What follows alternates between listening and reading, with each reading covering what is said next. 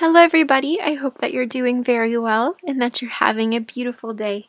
We're going to be creating two different types of journals today. They're both sisters of each other. As you can see, the covers tend to match. This one is more of a pinky rosy theme, and then this one is going to have a blue theme. I thought that this project was excellent for a journal of this size and this theme. So I started creating a new digital kit because I couldn't find any papers that had the theme that I wanted to go for. I love these pages because you have an outline of where you can add your samples of washi, of fabric, of paper, and you add them to your sample book. As they fit perfectly on these types of pages, you can use the washi as a functional purpose, but you can also use it as a decorative piece. And the washi ends up looking like vintage sample pieces of ribbon, of trims. This one actually is a beautiful ribbon in my collection that I scanned and altered. This is our thicker washi, which is a brand new design. Just look at how beautiful! Oh my gosh! So I designed these pages so that they're perfect to be used as sample book pages, but also you can use them in any kind of a journal. These covers came from a beautiful vintage book that I had. This is the original design. You can use whatever material you have. It can be cardboard boxes, cereal boxes, cardstock that you layer and glue on top of each other to make them thicker. You can purchase a book from the thrift store, take apart the cover, and just glue this on top of the cover. You can simply just fold it and make a one signature journal and it would be stunning. There we go. Nice. So now I have both of my bases and my front and back cover. Same thing, both of my bases, my front, and my back cover. The vintage book cover kit comes with multiple types of designs on the front cover. So it's roses.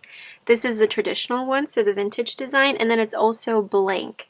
So you can really play around with this gorgeous digital and make it your own and mix and match the front and back covers. I'm going to be using my glue and gluing my covers to their bases. If you're wanting to create a sample book and you're using the digital pages, if you're using some script pages, just fold them in half so that they can fit inside of your journal. This one is so beautiful. I love the pink. Since I printed double-sided, both sides have either the sample book pages or gorgeous French receipts. All of my papers, the cover as well as my journal pages, I printed on Epson premium presentation paper. And I believe it's 47-pound paper. I will leave the direct link below to the paper that I use. And you're just going to want to repeat the same step with your other journal. I'm going to take my papers and start to fold them in half.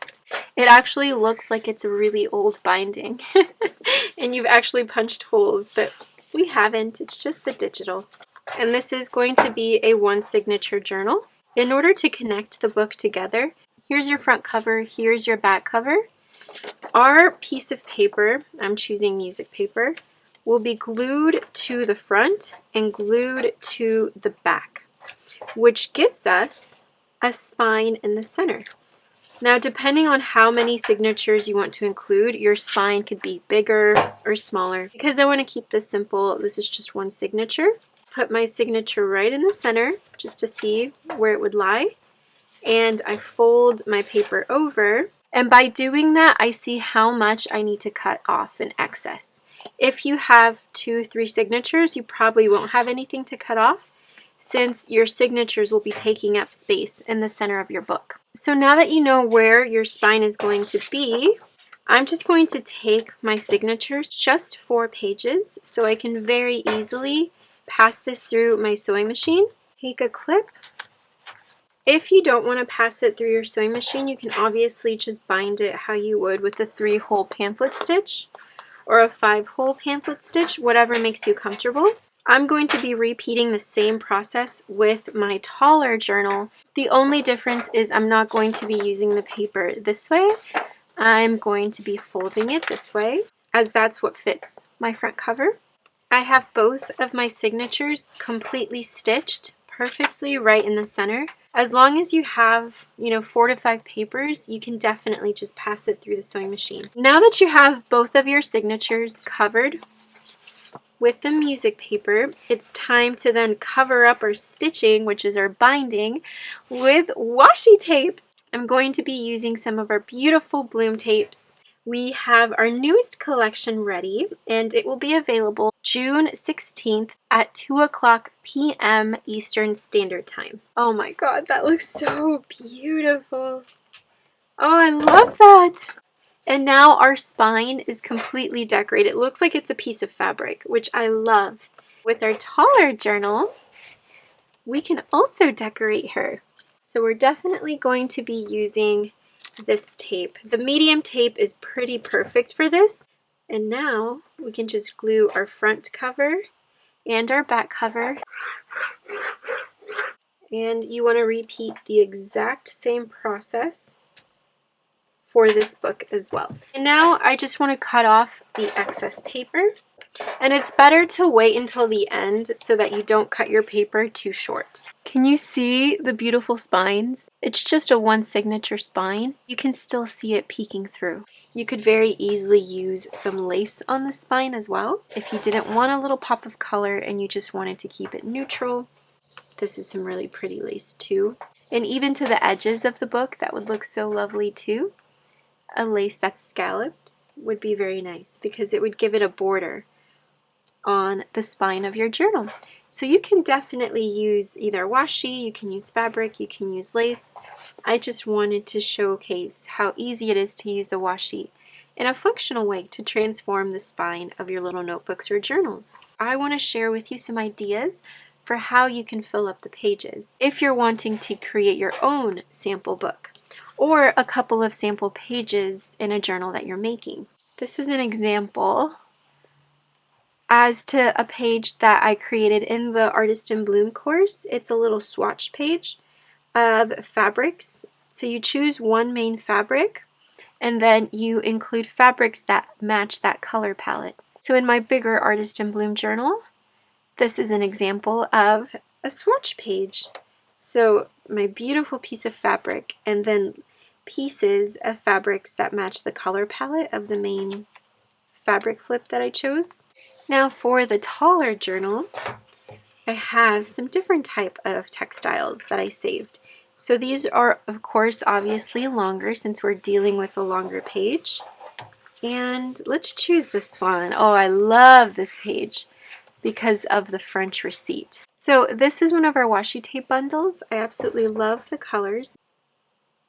There's that tape, then we have this gorgeous green one. It's a beautiful shade of teal. And then you can't go wrong with a gorgeous script. And this one has 4 different types of scripts on here, so look at how gorgeous they look on the pages. And imagine combining your washis within your fabric and your laces. It would look absolutely stunning and beautiful.